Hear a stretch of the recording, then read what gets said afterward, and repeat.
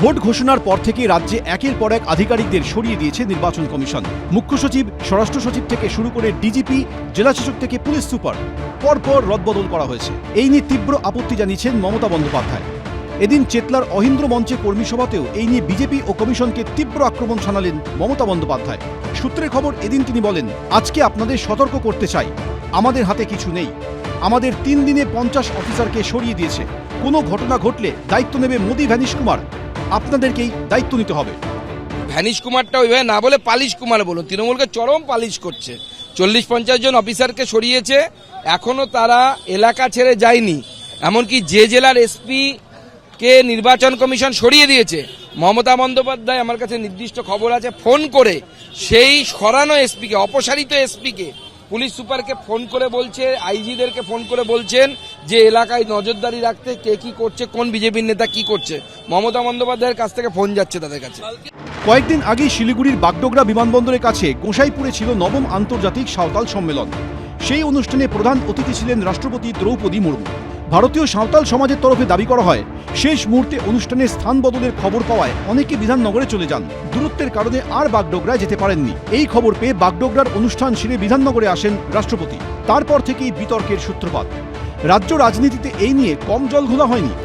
এই প্রসঙ্গ উঠে আসে এদিনের কর্মী সভাতেও। সূত্রের খবর, রাম মন্দিরের নাম না করে মমতা বন্দ্যোপাধ্যায় বলেন, ওদের অবস্থা দেখুন, একটা মন্দির করেছে, প্রেসিডেন্টকে সেখানে যেতে দেয়নি, কারণ তিনি আদিবাসী বলে।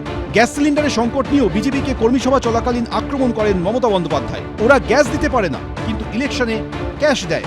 পশ্চিমবঙ্গে জয়ের ধারা অব্যাহত রাখতে পারলে এবার কি তৃণমূলের টার্গেট দিল্লি? সূত্রের খবর, সোমবার কর্মী সভার বৈঠকে মমতা বন্দ্যোপাধ্যায় তেমনটাই ইঙ্গিত দেন। তিনি বলেন, বাংলায় জিতে আমাদের পরবর্তী পদক্ষেপ হবে দিল্লিতে যাওয়া। শুধু সময়ের অপেক্ষা, 4 মে শুধু আমরা দেখবো যে মার্জিনটা কত হচ্ছে, আর আমাদের সবুজ আবির খেলার অপেক্ষা, তারপর দিল্লি। মানে আন্ডার আর্ম ক্রিকেট এখনো ভালো করে শেখা হয়নি। উনি ভাবছেন লর্ডসে গিয়ে সেঞ্চুরি করবেন।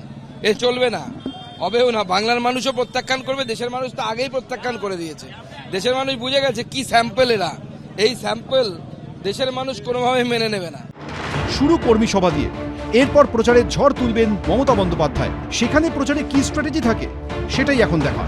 অর্ণব মুখোপাধ্যায়, অনির্বাণ বিশ্বাস, কৃষ্ণেন্দু অধিকারী, এবিপি আনন্দ। 293টা সিট মমতা দি দেখছেন, আর তার সিটটা দেখার দায়িত্ব কর্মীদের, যেটা নিয়ে 294 হবে। ভবানীপুর মা, ভবানীপুরি মাটি, ভবানীপুরি শুরু, ভবানীপুরে অঙ্কুর, ভবানীপুরি সব কিছু থেকে শুরু হয়েছে। সেই জায়গাটা তিনি এই এত হাজার কর্মীদের উপর বলে দিয়েছে, এরাই আমার শক্তি। অন্য 293টি আসন দেখে নেব সব কটাতে আমি, কিন্তু এটা দেখার দায়িত্ব এখানকার কর্মীদের। অনেক বিষয়, কারণ বিজেপি যেভাবে নানাবিধ প্রযুক্তিগত বলুন, ইলেকশন কমিশনের মাধ্যমে নানা রকম ছলচতুরি, সংবিধান ভেঙে, নিয়মকানুন ভেঙে, নৈতিক অনৈতিক বেআইনি নানাবিধ কার্যকলাপ করছে। এবিপি আনন্দ, এগিয়ে থাকে, এগিয়ে রাখে।